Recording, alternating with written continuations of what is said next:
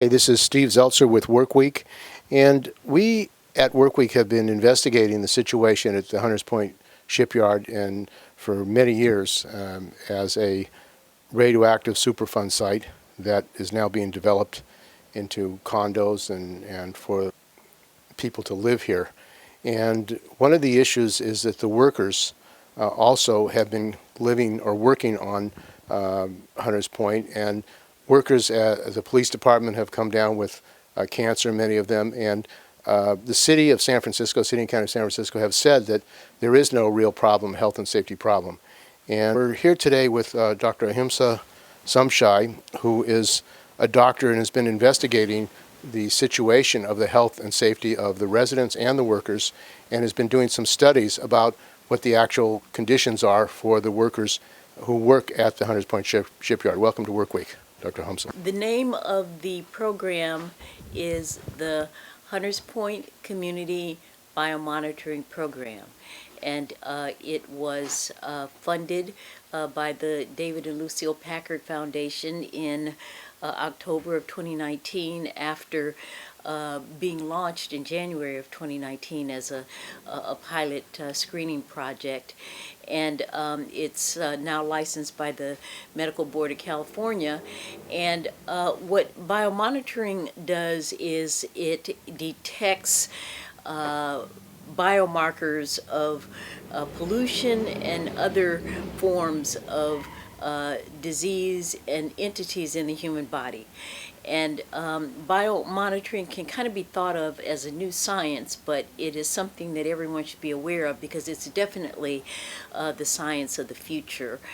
Studying biomarkers where you just go in and look at the urine, or you look at the blood, or you look at breast milk, and see what's in it, or you can have targeted toxins that you're looking at.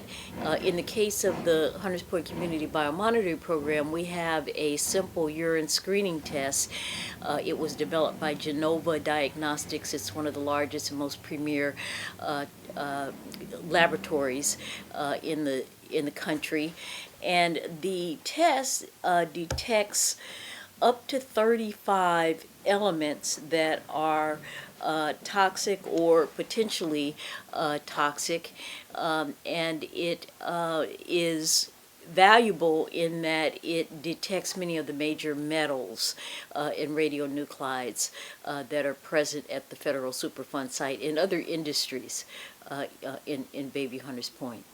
The Department of Public Health has for many years conducted epidemiological type surveys, and those surveys, as you referenced, identify disproportionate incidences of cardiopulmonary diseases, childhood asthma, persistent adult asthma, heart failure, COPD, hypertension, and many other diseases that are directly linked to exposure to toxins in the environment, as well as to things like smoking cigarettes and working in industries that are polluting. But we are the first biomonitoring program in the United States of America that was established to look at residents living adjacent to a federal Superfund site. We're not the first biomonitoring program in the state. The California State Biomonitoring Program has many different programs that are ongoing. One of the closest is the Oakland Diesel Project that detects diesel in residents. And here in San Francisco, there are researchers at the University of California, San Francisco, who've applied biomonitoring. Dr. Tracy Woodruff looked at umbilical cord blood in women who gave birth at the General versus women who gave birth at Mission Bay, and analyzed it for toxins, and in general found that the body burden of toxins was lower in women who gave birth at Mission Bay, presumably because women in the General Hospital network are likely to be a lower income and maybe not as cared for prenatally. So we are the first biomonitoring program implemented, to the best of my knowledge, in San Francisco. Well, no, if you the university work, of course, but looking independently at residents at the federal Superfund site, we certainly have taken the lead here, and there is a need for this type of work, and clearly it is the work that the Department of Public Health should be doing. And my experience with the health department as a physician specialist for many years, and my experience at the VA being in charge of the Persian Gulf Agent Orange Ionizing Radiation Registry. That's what it was called in 1997. It's currently the Environmental Registry. That certainly gave me some insights that allowed me to pursue implementing the project here. And there's some public agencies that have had work locations here. Why don't you talk about these public agencies, what happened at them, and what you discovered in the work that you've done in the studies that you've done recently? We're looking at a population of people that we screened thus far, 12 workers at the shipyard, and 14 residents living within a 1 mile radius of the shipyard. And the findings have been impressive from day one. When we were working to implement the biomonitoring program, we had consulted a group of scientists and doctors at UCSF, and many of them were skeptical of the outcome of a study, but they thought it was a good idea. And I remember that one of the doctors was concerned that we wouldn't detect anything, which I thought was, a little naive based on the body of research on biomonitoring. Most studies are, things are detected. But everyone, who we have studied has had elements detected in a toxic range that have been significant. Some of the studies have been quite alarming. Some of the most alarming studies are the ones that have been done on the workers in building 830 at the Hunters Point Shipyard. That building is located adjacent to the Parcel E2 landfill within 25 feet.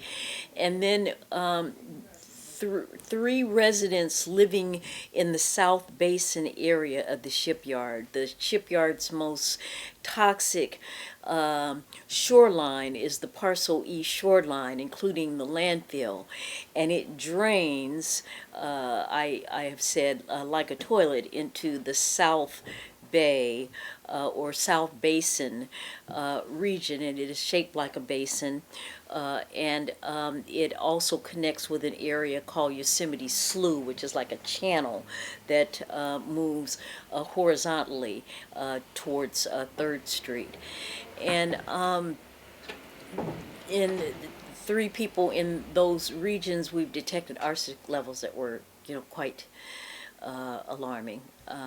And these findings can be quite disturbing. I've been away from practicing emergency medicine for 20 years. When I was at ER doc, I was kind of used to getting my mind blown, all the time. But, in my old age, it is quite alarming on Saturday mornings. Frequently the results are coming back Saturday mornings, to open up an email and find someone who has a uranium level that's 17 times above the reference range. And there's no normal level for uranium, in your body.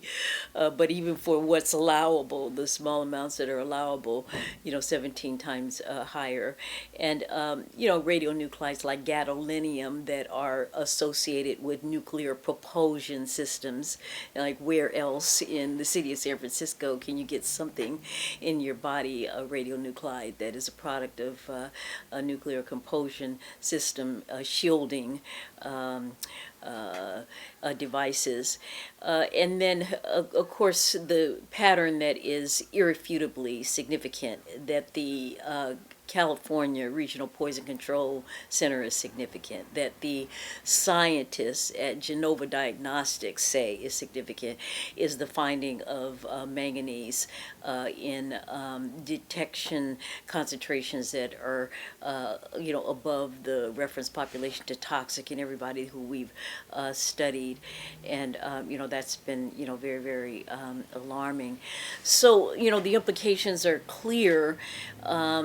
The officers in Building 606 have a history that's been, well documented in the local media, and they are represented legally right now. But clearly, there were symptoms and signs of disease in those officers that were suggestive of environmental and occupational toxic exposures, and it was known that there was a potential for lead exposure in the drains.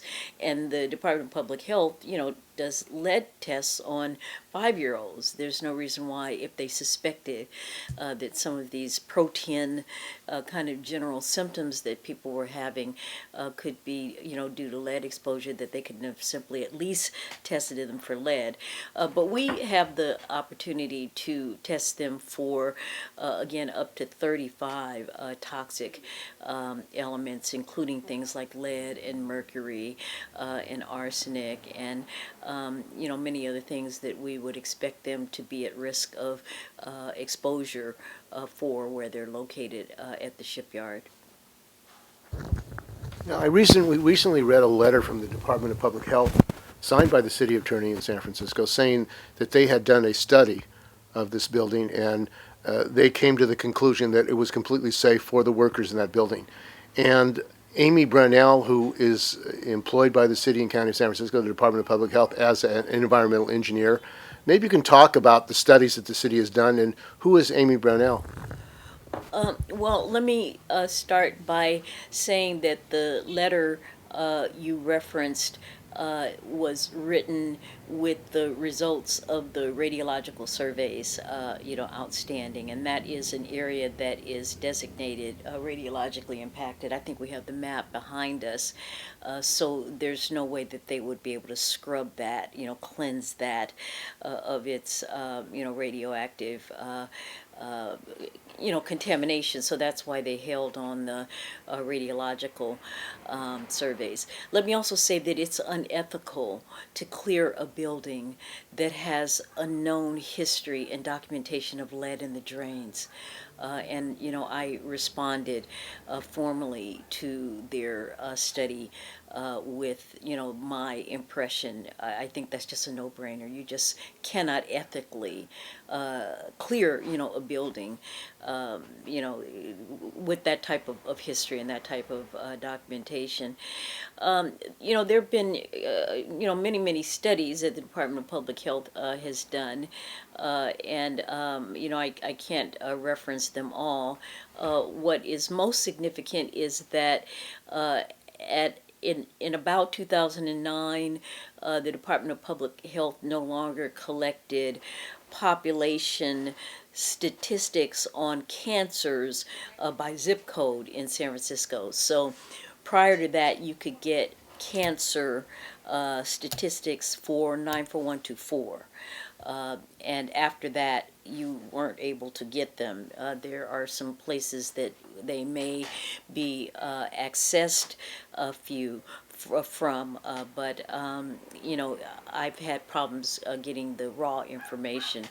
What the city did instead was they relied on a method called the Greater Bay Area Cancer survey, and what that does is that it zooms out and it looks at cancer incidences in the Bay Area region instead of zooming in on one particular zip code. And the report that is first documented in 1995, was authored by some researchers, very credible researchers at the Department of Public Health, including Dr. Tomas Aragon, who is currently the city's health officer and the director of population health. And in that paper, you have to read it carefully, but they do acknowledge that one of the reasons that they did that was to prevent San Francisco from being burdened by the inordinate incidences of cancer that were coming out of Baby Hunters Point. That was just tilting, the statistics for the whole city. So they employed this statistical tool in which, they just looked at the incidences for the greater Bay Area, and it dilutes that out. So that's what you're seeing, right now, and that's why you can't really get a sense as to true, cancer incidences per zip code in San Francisco. And who is Amy Brunell? And you've had some interaction with her and actually made some complaints about her being employed by the city and county of San Francisco. Yes, well, the good news is that Amy Brownell is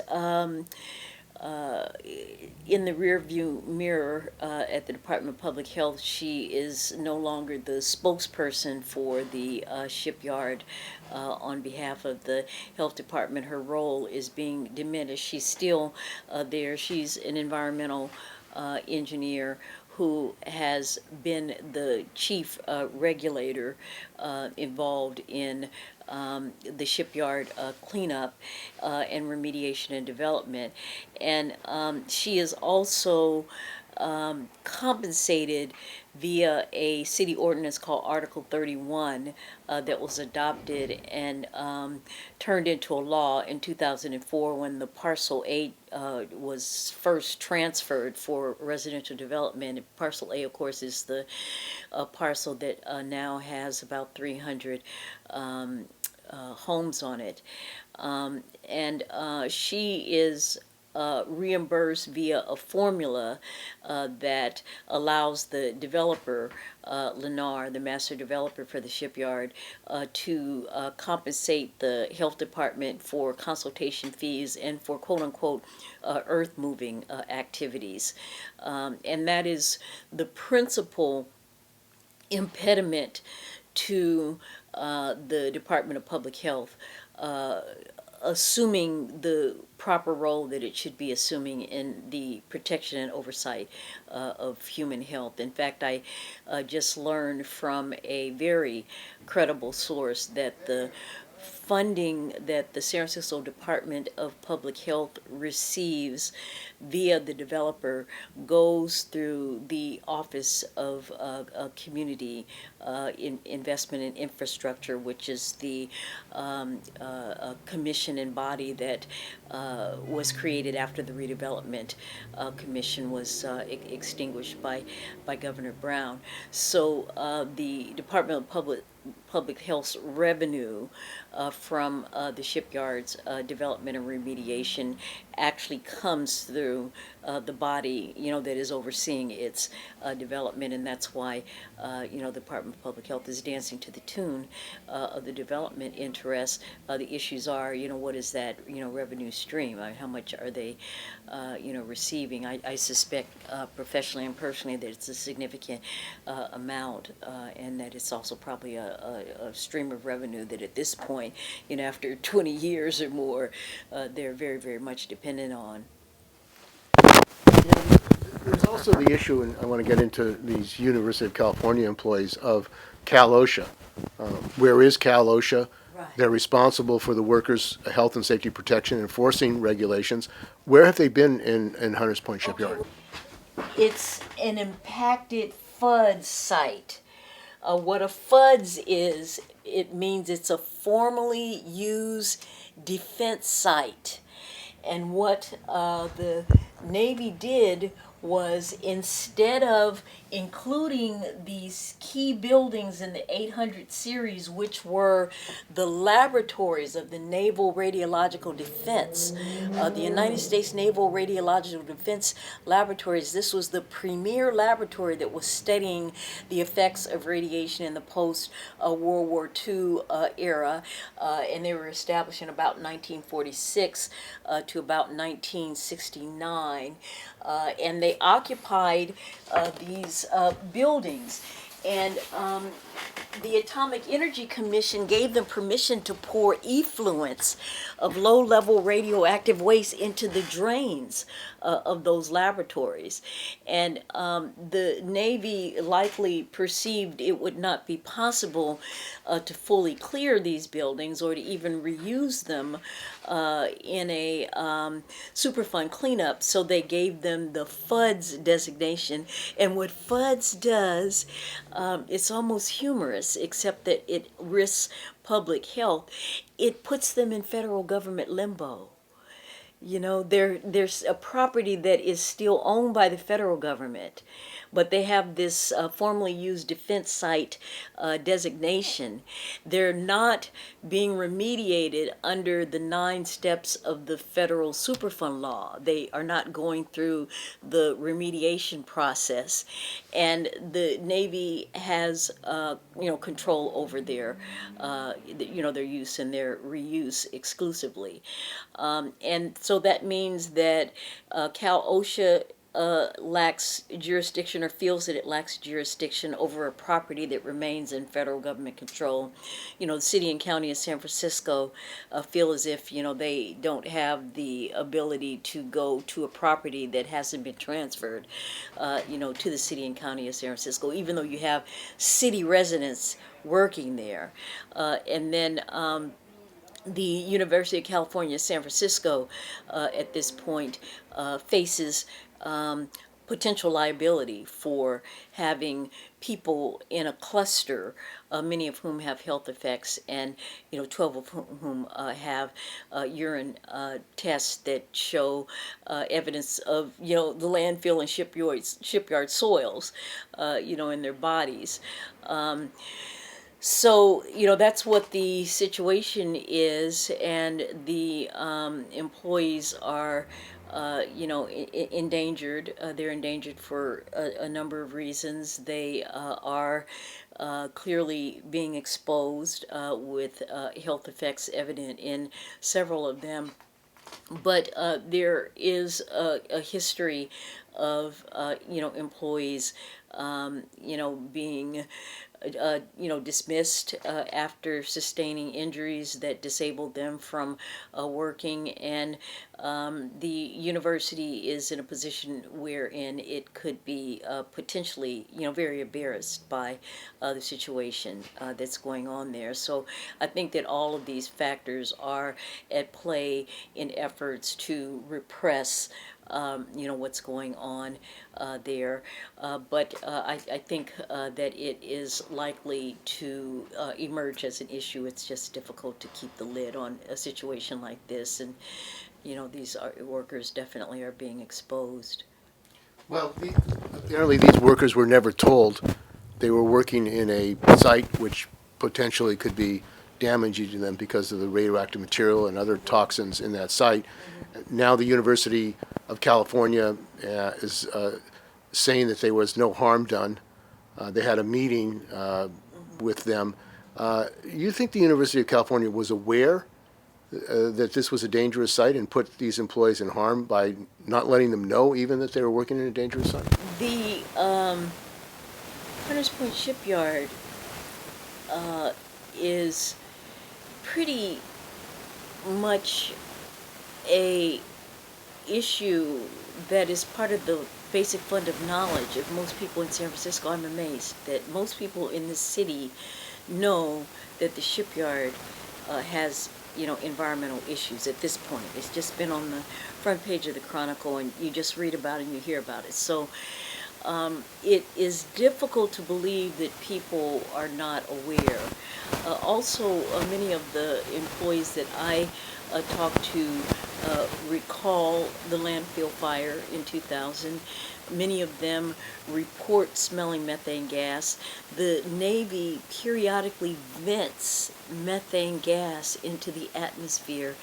They've done it within the last 3 weeks to relieve the methane pockets that form at the surface of the landfill.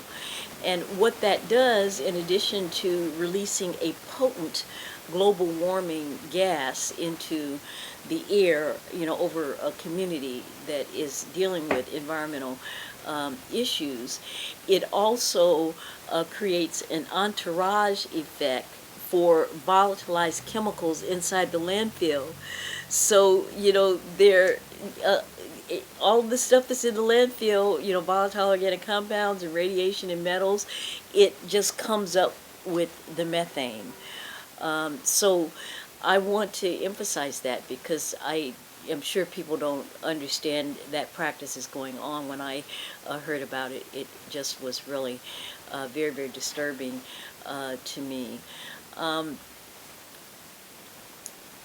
The university, I understand, leases the property from the Navy. The Navy is ultimately liable here.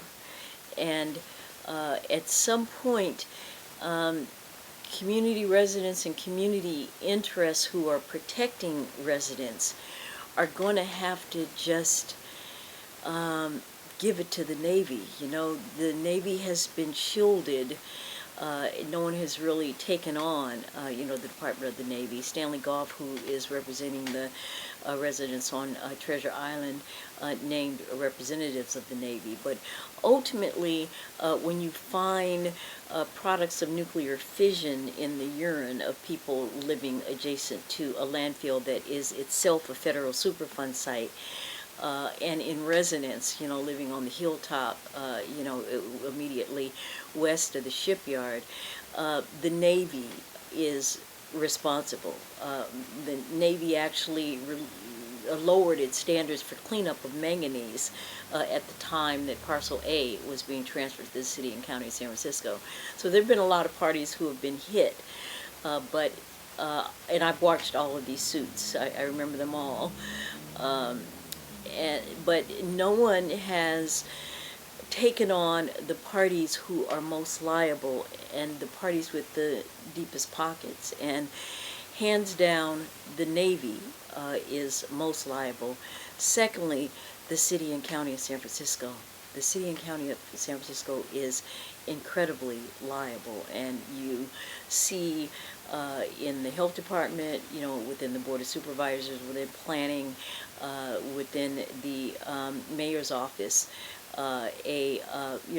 collusion between these power factions, because ultimately, the city carries great liability here. Michael Madry, who worked for Test America, other workers, Tetra Tech, and Daryl Whitman, who is a federal OSHA whistleblower and, with Whistleblower Protection Program, and a lawyer, have gone to the political representatives in San Francisco, Dianne Feinstein, Nancy Pelosi, and Kamala Harris have gone to them and asked for an investigation. These people have not done any kind of congressional investigation, including why $1 billion was spent on supposed cleanup, and much of the cleanup was falsified. And yet, Governor Newsom is given another contract to Tetra Tech of $200 million to clean up in the campfire. Where's the accountability? Because these political representatives, national political representatives, not only of San Francisco, have not done any independent investigation of why this is happening. They're invested. The SF Bayview has documented, the extent of investment by key elected officials, and that is part of the locomotive that drives the shipyard's development, even in the face of potential, danger and harm to, residents and the environment. But we are at a point where there is a halt in the shipyard development that is noteworthy and historic.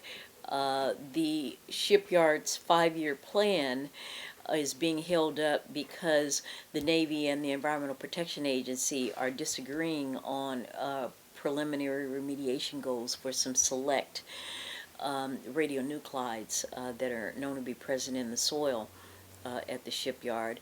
And that's because the Navy wanted to accept goals that would have left people with a cancer risk that is just much higher than the acceptable cancer risk of 1 in a million.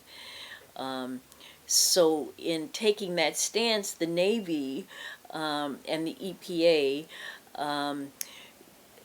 disagreed, and the EPA sided with community elements, including myself and Dan Hirsch and the attorneys with the Golden Gate University Environmental Law Clinic, who presented, evidence that the preliminary remediation goals that the Navy was proposing were not, protective.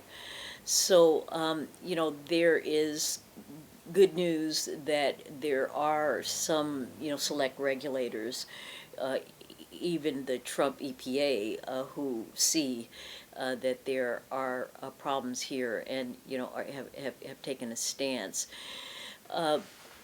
But I think that the trend, of course, has been that it just does keep rolling along, and part of it is grounded in a federal facilities agreement that was signed many, many years ago that essentially sets timelines for transfer of these parcels. And the idea has been put forward that if you put cement over this site, that you're safe, that it's okay. What is the actual situation? Which site? The Like the yeah. Well, there actually is not a plan to put cement over the landfill. There is a plan to put synthetic covers and barriers and a seawall, because the landfill does migrate into San Francisco Bay, and then they want to green it over in open space. One of the future visions for the landfill, and it's got people strolling and happy and having a great time on top of a toxic dump. So the Navy's plan is to transfer a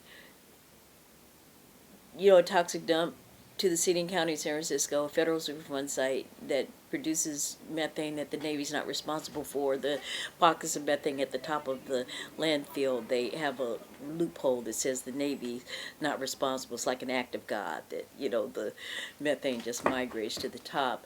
But that's where it is greatest a risk to people who are nearby, and again has the potential for being explosive or flammable. And there's the irony of these laboratories adjacent to a landfill, with gases in it. If you think about that, the police lab and the animal facility where people are forced to wash their hands as a result of lab protocols. So, yeah, it is something that I don't believe is going to happen. I don't believe it's going to happen. In fact, I feel very, very strongly about it. I've given some presentations about the landfill. I do not believe that the Navy will be able to transfer the landfill to the city and county of San Francisco. I just don't see that happening. I just think that the level of consciousness in the city is at a high enough level to where people aren't going to accept the transfer of a landfill, and you just can't justify it. Perhaps it would be a good idea to just pave it over and turn it into a parking lot. It certainly would minimize the exposure of any type of remediation. It would call for, changing the development plan. But I personally don't see that in my crystal ball that they'll be able to, transfer the landfill. And ironically, the timeline for its transfer is December of 2020. That is one of the dates where they, in print, had anticipated having the Parcel E landfill transferred. And one of the issues, of course, is Treasure Island, and the fact that this was initially a Superfund site. It's connected to Hunters Point in the sense that there was radioactive material testing done, training. What happened at Treasure Island? Why was it no longer considered a Superfund Well, site? it was never designated a federal Superfund site, but it certainly met criteria. It had a hazard ranking score of over 50. The hazard ranking score is a number that the Environmental Protection Agency assigns to a property that has been put on the national priorities list under the federal Superfund law. So to get on the national priorities list, like the Hunters Point Shipyard and the landfill in the Hunters Point Shipyard, you got to be really a dirty property. You have to have multiple toxic elements, and those elements have to have the potential for communicating with sensitive receptors like children and you and birds and wildlife and plants. So the average score of a property on the federal Superfund list, and I forgot how many there are, I think it's in the 1,200 range nationwide, is about 50. That list looks at things like groundwater migration and toxins that are volatilized that people can breathe in or they can put on their skin, and that's how you get that number. So Treasure Island definitely met criteria for being on the national priorities list because it had an EPA assigned hazard ranking score of 50. It had undergone studies. The Treasure Island Navy produced a historical radiological assessment that is like the one at the shipyard. And you are absolutely correct. At one point, the Hunters Point Shipyard name, it was the Treasure Island Naval Station at Hunters Point, so they were combined. And you don't have to be a brain scientist to see that two bases with this degree of proximity would have to work together if you're hauling back a fleet of ships that have been bombed, in the South Pacific, as occurred in 1946, with, the Operation Crossroads. You would have to have that type of capacity. So these naval stations were working in direct communication. They're adjacent to one another, and it can be presumed that the toxins that are present in, Hunters Point are likely to be present at Treasure Island. I am not sure what happened specifically that prevented Treasure Island from being designated a Superfund site, and I'm not sure that anyone does. I do know that it must have taken people at a very, very high level to obstruct, that designation in the face of the evidence that we have. But what you do have now is, a travesty of people being isolated on an island in San Francisco Bay and being actively exposed to radium containing, devices that are being detected in enormous numbers, and, a number of soil, pollutants that they're just kind of stuck there, being exposed to. I think it is great that the residents have a legal, representation that certainly changes things for them. But if I were the director of the Department of Public Health, I would certainly have moved them, off the island.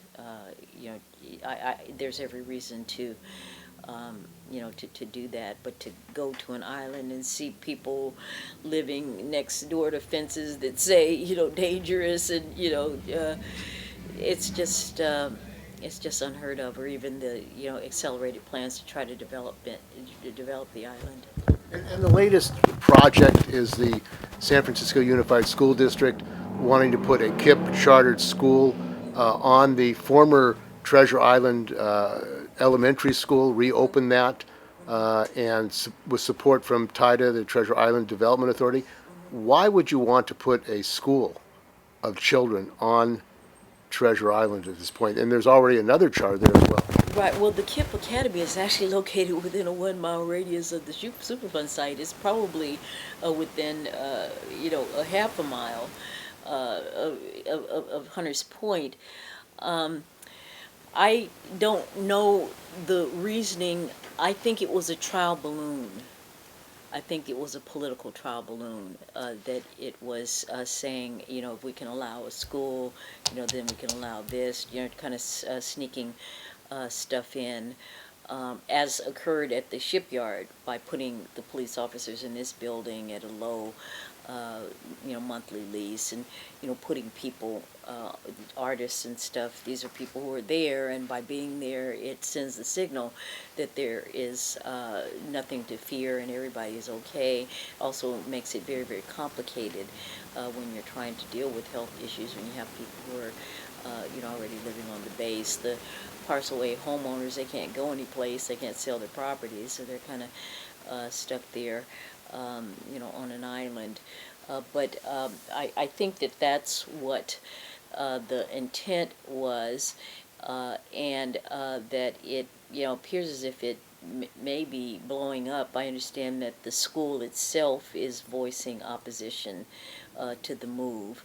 And it's hard to move someone who doesn't want to move,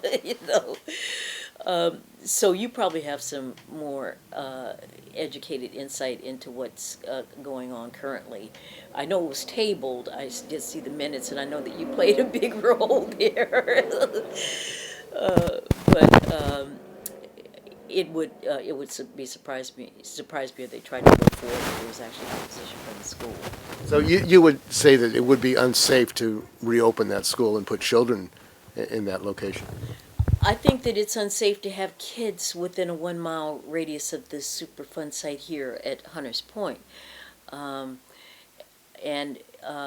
it very definitely would be, a safety issue to have, children, in an environment where there is active radiological remediation ongoing. What does this have to do with environmental racism? Do you think that this reason that this has been going on for so long, decades, and that people have been contaminated, have been sick, asthma, cancer, is because of the fact that it's African American or third world community or poor people, minority people? Yes, and then there are some city planning issues that foster environmental racism and environmental health issues. One of the biggest city planning issues that you see in this neighborhood involves zoning, where you could have zoning that allows someone to have a house next door to a treatment facility that is processing the majority of the worst waste, in San Francisco, where you can have businesses and industries and schools and houses, all adjacent to one another. If you walk up to 3rd and Paloux, there is that Joseph Lee playground, and directly across the street from it is a glass factory. So you've got silica particulates that are being generated by a glass factory right next door to a playground. So that is what allows this kind of a situation. to arise. The history of the area also can't be overlooked. The fact that, the shipyard created 3rd Street as a commercial strip and a booming economy at one point, and African Americans who were homeowners, and this is kind of like similar to a university town. The shipyard spawned this area as a residential and as a commercial center.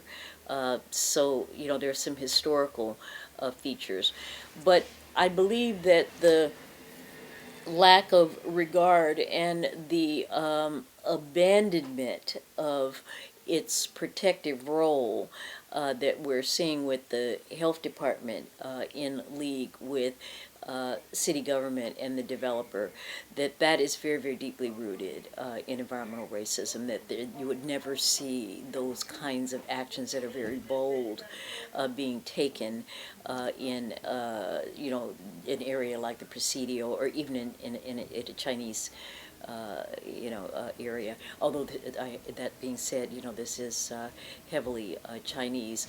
The influx of other ethnic groups and the influx of people of higher income clearly is, playing a role in decision making. But the historic neighborhood composition, low-income people, people of color, a lot of kids, one of the city's highest childhood population. Those are things that I think fed into the the somewhat callous lack of regard for human health that we're seeing, especially when driven by the development interests. One of the issues is this development project was in part created under an African American mayor, Willie Brown, and pushed through the Assembly, California Assembly, to set it up as a special, the Treasure Island to set up as a special district. Now we have an African American mayor, Mayor London Breed, who actually has family who grew up in this neighborhood. What does it say that these officials, even though they're from this community in this case, would continue to say it should be developed and continue to take money from Lennar and say we should go forward with it? Once a train reaches a certain speed and momentum, it's very, very difficult, to stop it. And when you try to stop it, you get hurt. There are a lot of people who had genuine hopes and dreams invested in the belief that the shipyard could be revitalized and become the center of economic growth for a disenfranchised community that it once was. And there are elements of the community that just remain invested. London Breed, of course, was appointed by Gavin Newsom in January of 2005 to the Redevelopment Commission on a Friday, and the following Tuesday, the commissioners voted unanimously for I forgot how many $1 million it was in bonds that they gave to the developer for the infrastructure of the shipyard. These were public funds. So, she has a history, and of course she was on the Treasure Island Development Authority at one point. So she has a history, and then on the Redevelopment Commission, she was key in advancing the shipyard's development. Shaman Walton, I had hopes that he, certainly while campaigning, took a stance that protecting health and safety would be a priority, and I think that he has done a good job in other areas, but I've been increasingly disappointed in him with regard to taking the stance on the shipyard protection, human health and safety issues that I think that he should be taking. And I was very, very disappointed, as many people know, in the UC review that London Breed and Shaman Walton commissioned, in which they got, male scientists from UCSF to effectively rubber stamp the shipyard radiological advancement. That's effectively, what they did. It's a complex situation. The community, does need investments in, schools and markets and housing, that is safe and affordable. My professional belief has always been, when I was a member of the RAB in 2000 and 2004, I have a presentation that I gave to the RAB titled "Parcel A is Not Suitable for Transfer," in which I went in detail through the Navy documents and pulled out all of the stuff that they weren't, making public about Parcel A, and the fact that for the most part the Navy didn't investigate Parcel A. They effectively just turned it over as a no further action rod, with the argument that it had been used for housing and that, there was no reason for them to do the level of investigation that was required under the federal Superfund law. So I am not of the belief that the shipyard is safe for residential development. It may be safe for other uses under the proper circumstances, but any activities that lead to a lot of unsettling and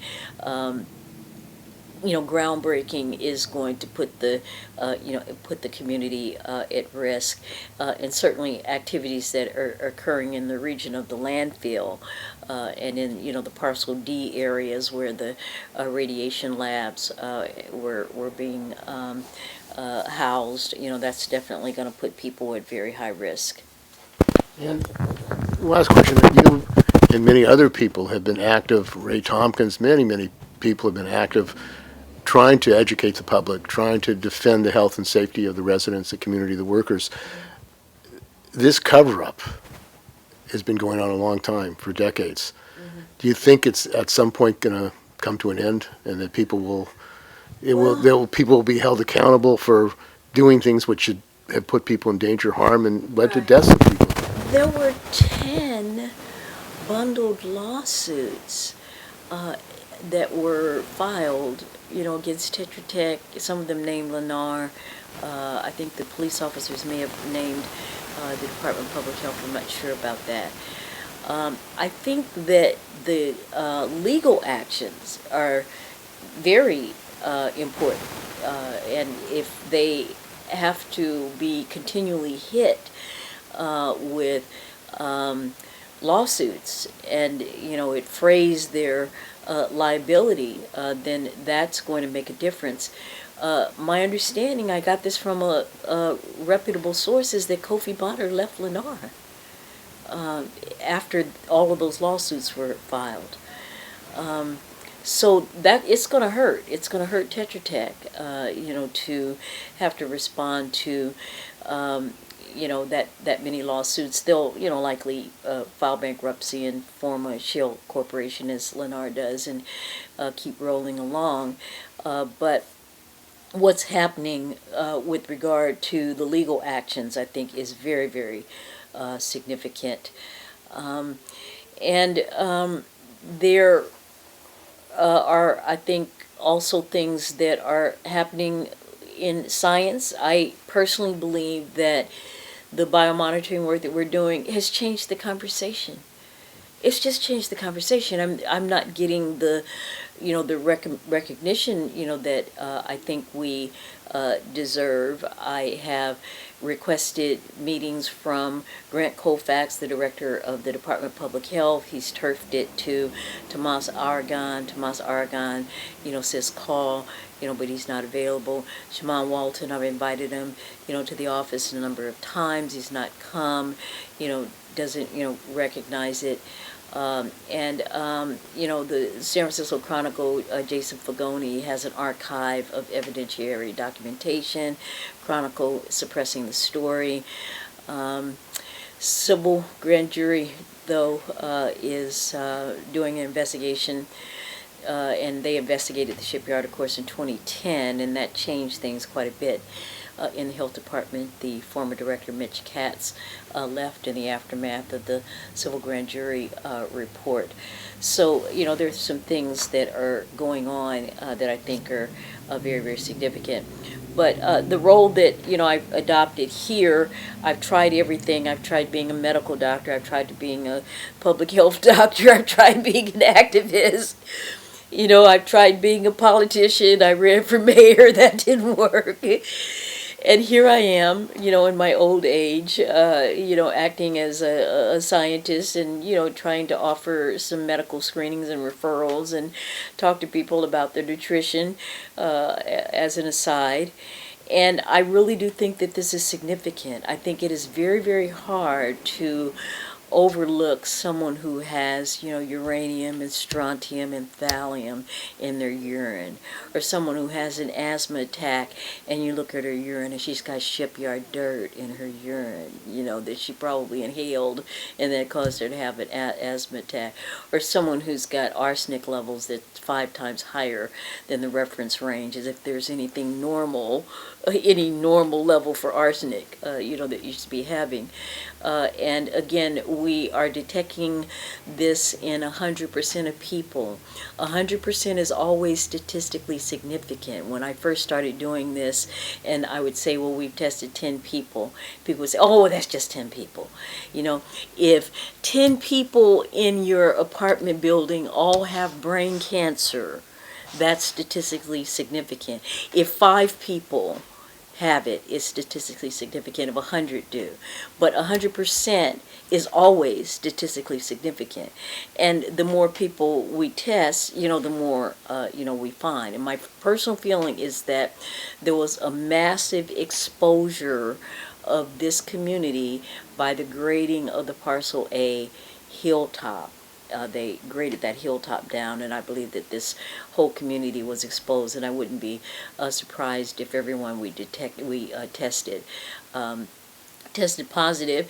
And if that sounds impossible, or it sounds hard to believe, look at Flint, Michigan. Dr. Hannah Atisha, let's see,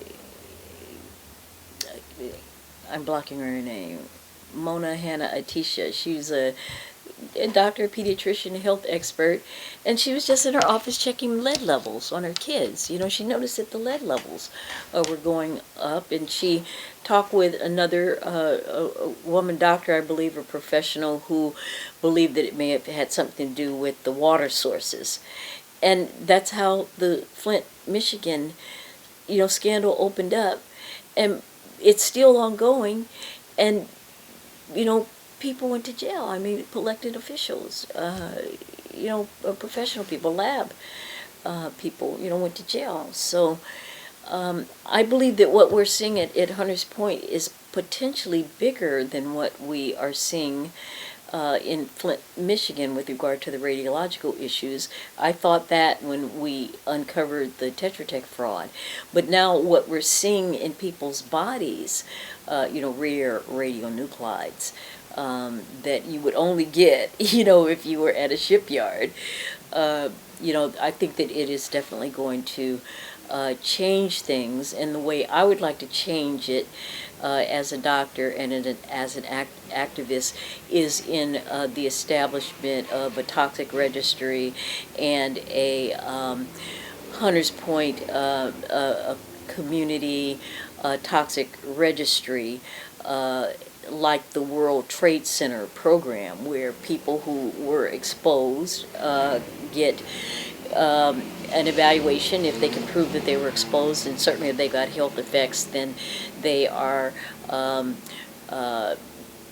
they can enjoy a recovery and certainly health benefits. And I think that is something that I'd like to see implemented in Baby Hunters Point, or like what you see at the VA system, where vets who've been exposed get benefits and potentially a recovery.